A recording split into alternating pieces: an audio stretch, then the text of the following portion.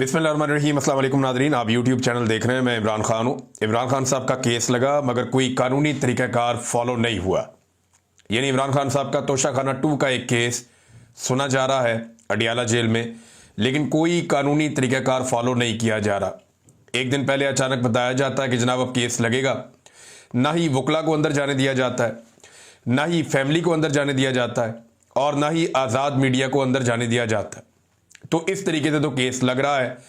इमरान खान के केसेस की अडियाला जेल में जो समाअत हुई है, अब उसमें 29 जुलाई तक इसको मुलतवी कर दिया गया है और फैमिली और वकला को बुलाए बगैर ये समाअत मुलतवी की गई है और किसी को अंदर नहीं जाने दिया गया। इमरान खान साहब से मुलाकात नहीं करवा रहे इदारे। वो नहीं चाहते कि इमरान खान साहब सामने आए और खुलकर बात करें, क्योंकि इस वक्त इमरान खान साहब जिस मोड में चले गए हैं या जिस तरह वो चारहाना हो गए हैं, उसकी वजह से पाकिस्तान की मिलिट्री एस्टेब्लिशमेंट में परेशानी है कि ये आदमी जिस लेवल पे चला गया है, इस वक्त इसको फेस करना मुनासिब नहीं लग रहा उन्हें। वो डरे हुए हैं और वो इमरान खान साहब का सामना नहीं कर सकते, लिहाजा इमरान खान की फैमिली को भी नहीं मिलने दे रहे। जज ने बार बार अंदर से पैगाम भिजवाया, लोग अंदर से गए भी। इमरान खान साहब की बहनों ने यह बताया कि लोग हमारे पास आए, उन्होंने कहा जी कि जज साहब बुला रहे हैं, जज साहब बुला रहे हैं, उनकी फैमिली को भी जज साहब बुला रहे हैं, उनके वकला को भी। लेकिन जो सुप्रिटेंडेंट ऑफ जेल है उसके बारे में ये कहते हैं कि ये ऐसा आदमी है जो ना कानून में मानता है ना इंसाफ में मानता है, और इसके दिमाग में सिर्फ एक ऐसा लगता है कि पट्टी बंदी हुई है कि जो एस्टेब्लिशमेंट कहेगी वही करना है, जो मिलिट्री एस्टेब्लिशमेंट का हुक्म है उसको पूरा करेंगे और उसी से जो है वो इनकी नौकरी भी बचेगी और इनको सहूलत भी मिलेगी। बहरहाल ये जो मर्जी कर ले, ये एक दिन तो सूरज गुरूब हो जाएगा। मिलिट्री एस्टेब्लिशमेंट के इक़्तिदार का सूरज भी गुरूब हो जाएगा एक दिन, और एक दिन ये जो झूठी हुकूमत है ये भी धड़म से गिर जाएगी और ये अपने बोझ से ही गिर जाएगी। पब्लिक ने तो फैसला जब करना है तब करना है, लेकिन ये हुकूमत चलती दिखाई नहीं दे रही। उसका रीज़न है इन्होंने हर चीज़ ही बर्बाद कर दी है।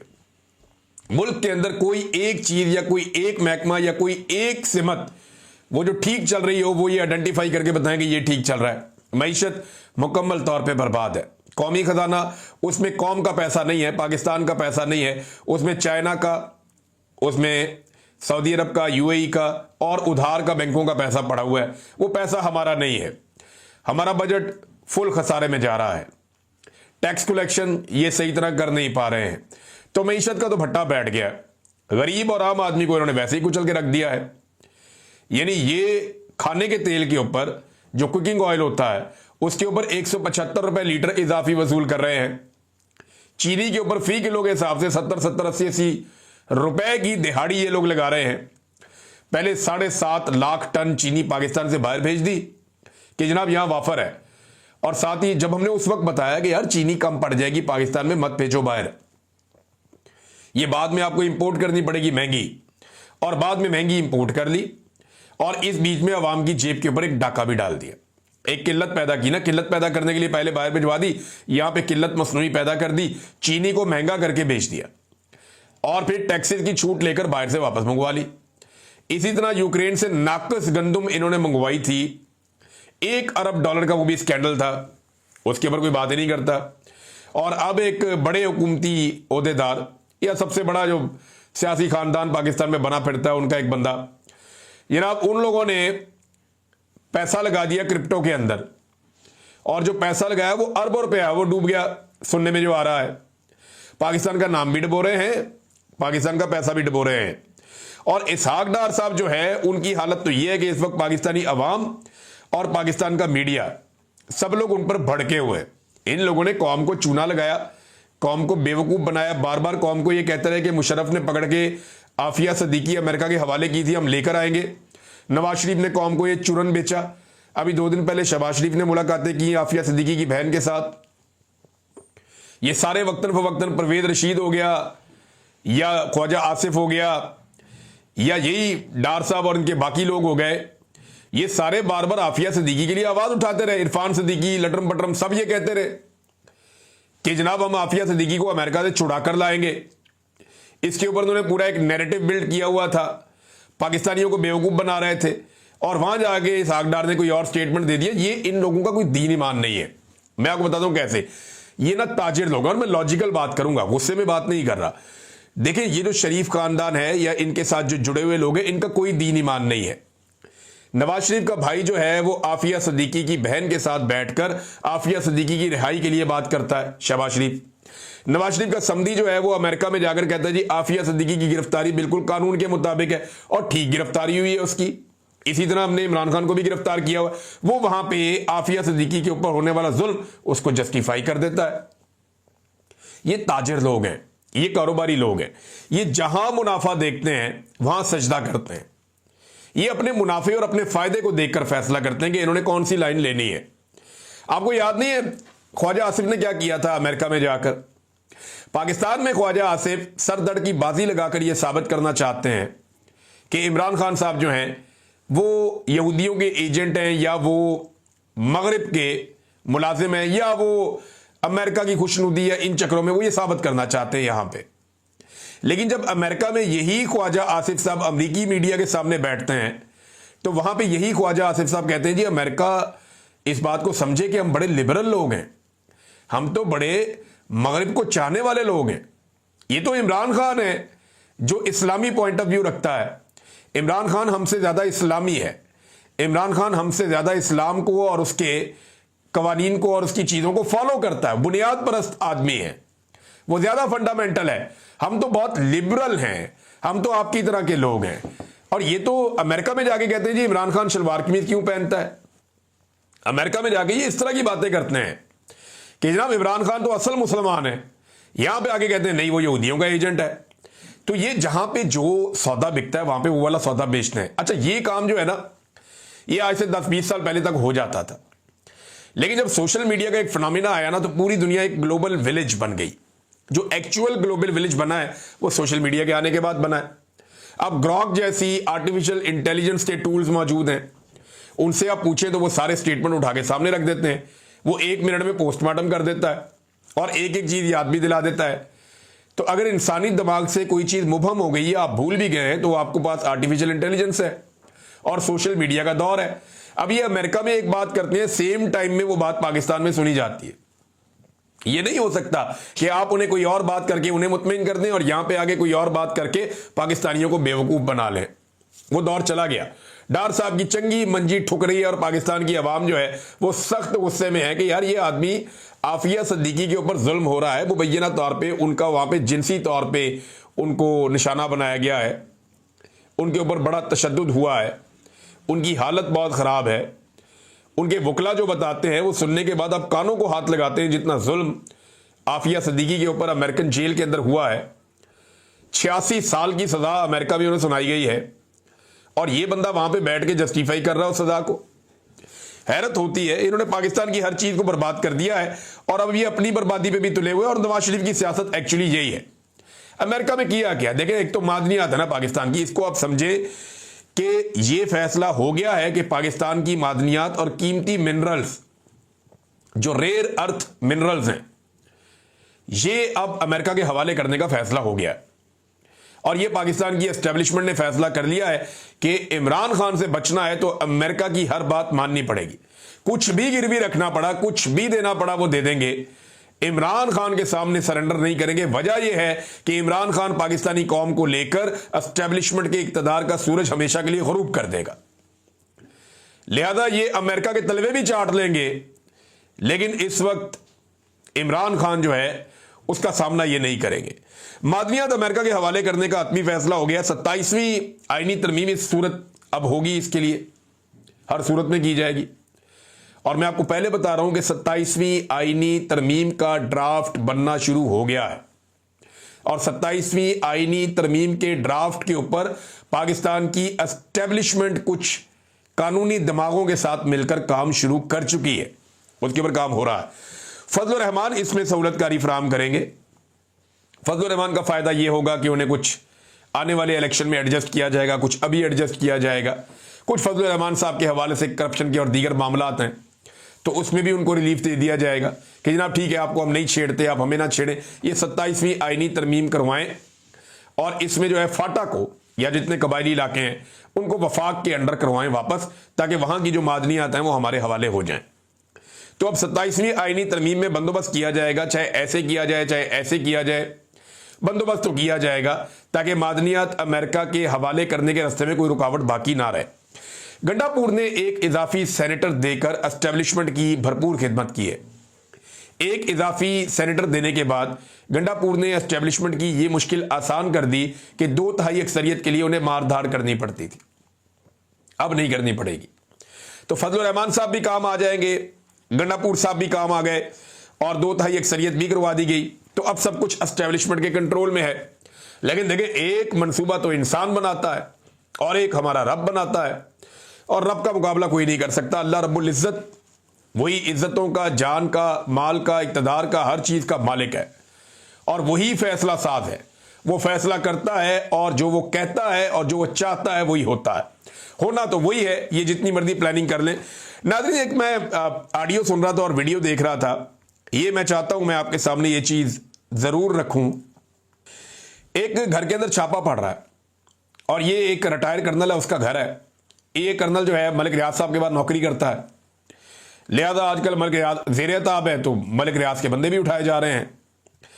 तो ये जो रिटायर कर्नल है, इसका बेटा हाजिर सर्विस मेजर है।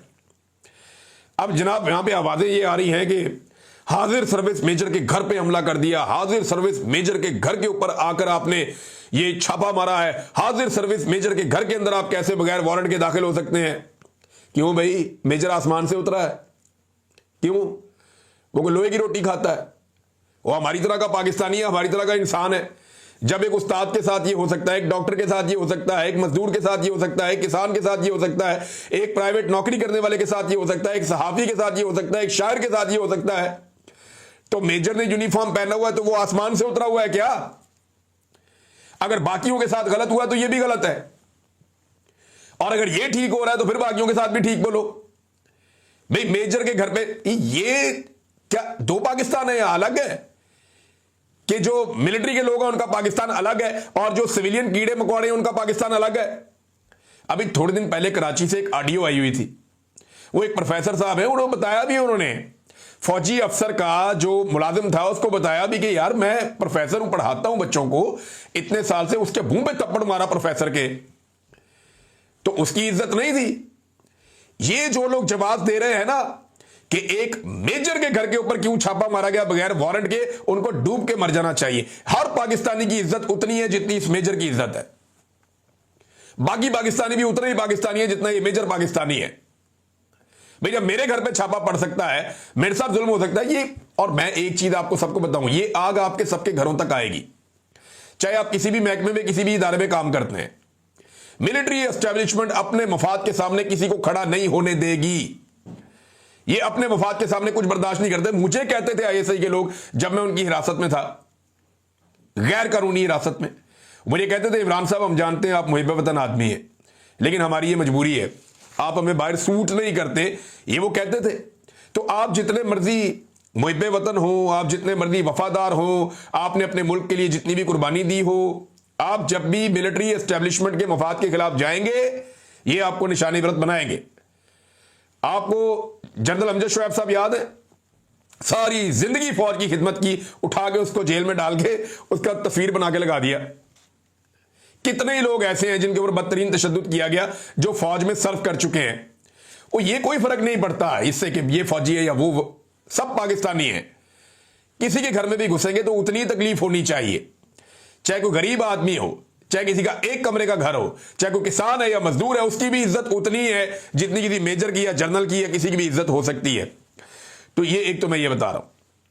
मुझे इस ऑडियो में सिर्फ एक चीज पे प्रॉब्लम हुआ, बहरहाल बगैर वारंट के घरों में ये घुसते हैं और बगैर वारंट के घरों में छापे मारते हैं। जो इन्हें हुक्म दिया जाता है उसके बाद ये वही काम करते हैं जो इन्हें हुक्म मिलता है। और नाजरीन दूसरी तरफ देखें, जो इस वक्त मौजूदा हुक्मरान है उनकी तरजीहात क्या है, ये आपको मैं एक दिखाता हूं। ये देखें, आसिफ अली जरदारी की सालगिरह है और पूरी कौम को चाहिए कि जरदारी साहब को जाके हैप्पी बर्थडे कह के आए, क्योंकि सिंध हुकूमत ने, ये डॉन अखबार है, ये 2-3 और अखबार हैं, ये देखें उर्दू में और अंग्रेजी में सारे अखबारात में सिंध हुकूमत की जानिब से पूरे सफ़े के ऊपर आसिफ अली जरदारी साहब को सालगिरह की मुबारकबाद दी गई है कि यानी बड़े अलमबरदार किस्म के बंदे हैं आसिफ अली जरदारी साहब, और पाकिस्तानी अवाम की जानिब से सलाम पेश किया जा रहा है जरदारी साहब को, और सालगिरह मुबारक के पूरे पूरे सफ़े के इश्तिहार छापे जा रहे हैं। ये कौम के पैसों से करोड़ों रुपया खर्च किया जाता है, अरबों रुपया खर्च किया जाता है इन लोगों की जाती तशहीर के ऊपर। भाई अगर आपने इश्तिहार छापना था पूरे सफ़े का तो चंगी भले पैसे हैं पीपल्स पार्टी के पास। पीपल्स पार्टी से ज़्यादा पैसा किसके पास है? मौजे ही मौजे हैं इनकी, तो बेशुमार पैसा है इनके पास। तो भाई पीपल्स पार्टी वालों को चाहिए था अपनी जेब से इश्तिहार छपवा देते, लेकिन सिंध हुकूमत की जानिब से इश्तिहार छपवाएंगे। अवाम के पैसे से आसिफ अली जरदारी को सालगिरह की मुबारकबाद दी जा रही है।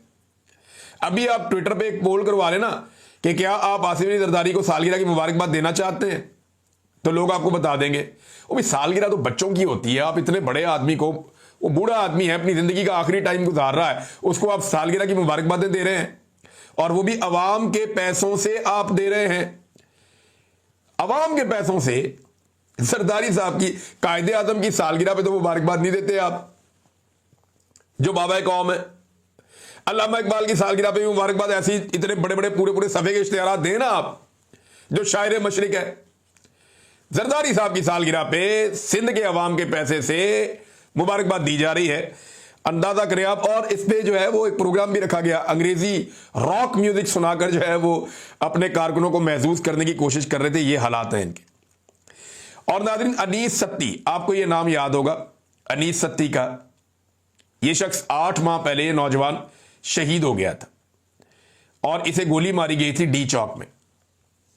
मुझे अच्छी तरह इसके वालिद की आंखें याद हैं, यानी वो आप, मैं जब भी कभी तस्वीर देखता हूं मुझे बड़ी तकलीफ होती है वो आंखों की तस्वीर देखकर, कि उसकी आंखों में इतना दर्द और इतनी तकलीफ थी। जो सत्ती साहब इनके वालिद हैं, अनीस सत्ती के, मुझे बड़ी तकलीफ होती है वो तस्वीर देखकर। आज वो बंदा जो उसको वहां शहीद किया गया था सिक्योरिटी फोर्सेज की जानिब से गोली मारकर, पता चला जी उसके खिलाफ मुकदमा दर्ज कर दिया गया कि इसने वॉल चॉकिंग की है।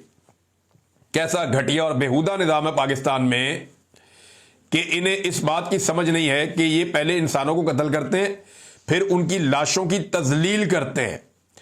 ये नाज़रीन पाकिस्तान में हो रहा है। और अदालतें इंसाफ कहां दे रही हैं? जरा अदालतों का इंसाफ भी आप चेक कर लीजिए कि ये नईम हैदर पंजूता साहब ने एक इंफॉर्मेशन शेयर की है, बड़ी इंटरेस्टिंग है, कि आज रात के 2 बजे तक फैसलाबाद में 9 मई का ट्रायल चलता रहा।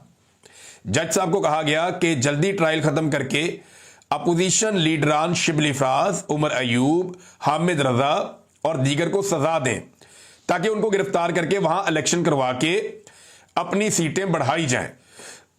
जज साहब, काश आप कोई ऐसी हदायत असल दहशतगर्दों के मुकदमों में भी ले लेते और उस पर अमल करते। गरीब के लिए भी रात तक समाअत होती, असल चोरों, डाकुओं, मुल्क के लुटेरों के लिए भी इस वक्त तक अदालत चलती। कानून तो खत्म था लेकिन इखलाकियात भी खत्म है। ये नईम हैदर पंजूता साहब ने इंकशाफ किया कि जनाब आधी आधी रात अदालत लगी हुई हैं और आधी आधी रात को जो है वो फैसले सुनाए जा रहे हैं, आधी आधी रात को जो है वो ट्रायल चलाए जा रहे हैं। और ये हो क्यों रहा है? क्योंकि पाकिस्तान की मिलिट्री एस्टेब्लिशमेंट ये चाहती है कि जिस पॉलिटिकल पार्टी को वो पिछले 2-3 साल में पूरी तरह नहीं कुचल सके, उसको अब अदालतों के जरिए से बलडोज किया जाए और अदालतों के जरिए से कुचला जाए। ताकत से इन्होंने कुचलने की कोशिश की, इनसे नहीं हुआ। सियासी इन्होंने खेल खेला, इनसे नहीं हुआ। ब्यूरोक्रेसी से, बेशुमार चीजों से, मीडिया से कुचलने की कोशिश की, नहीं हुआ। सोशल मीडिया और मीडिया पे बहुत पैसा खर्च किया, इनसे नहीं हुआ। अब ये अदालतों के जरिए से पूरी तरह कुचलने की कोशिश कर रहे हैं, तो करके देख लें। अगर ये फॉर्मूला भी आपका नाकाम हो गया ना, तो अवाम के पास सिर्फ एक ही फॉर्मूला है। जिस दिन अवाम ने डंडा उठाया या जिस दिन अवाम सड़कों पे आ गई, तो इनको छुपने के लिए जगह भी नहीं मिलेगी, इनको चिल्लाने के लिए जगह भी नहीं मिलेगी, इनको अपने दर्द और दुख सुनाने के लिए भी जगह नहीं मिलेगी। अवाम इनका किबला चंद घंटों में दुरुस्त कर देगी, इनकी तबीयत साफ कर देगी अवाम, जिस दिन पाकिस्तान की अवाम खड़ी हो गई। क्योंकि पाकिस्तान की अवाम ने एक दिन आएगा कि इन माफियाज को लगाम डालनी है। आज डाल दें, 10 साल के बाद डाल दें, जब दिल करे तब डाल दें, लेकिन ये होना है। और ये लिखी बड़ी बात है, इसको आप महफूज करके रख लें कि एक दिन आएगा कि पाकिस्तान की मिलिट्री एस्टेब्लिशमेंट सियासत से तौबा करेगी और सिर्फ अपने आईनी हद तक महदूद हो जाएगी। ये होगा एक दिन, और ये पाकिस्तानी अवाम ही करेगी। और किसी का करने का इरादा एज सच नहीं है। नाज़रीन, अब तक के लिए इतने ही। अपना ख्याल रखिएगा, अपने इस चैनल का भी। अल्लाह हाफिज।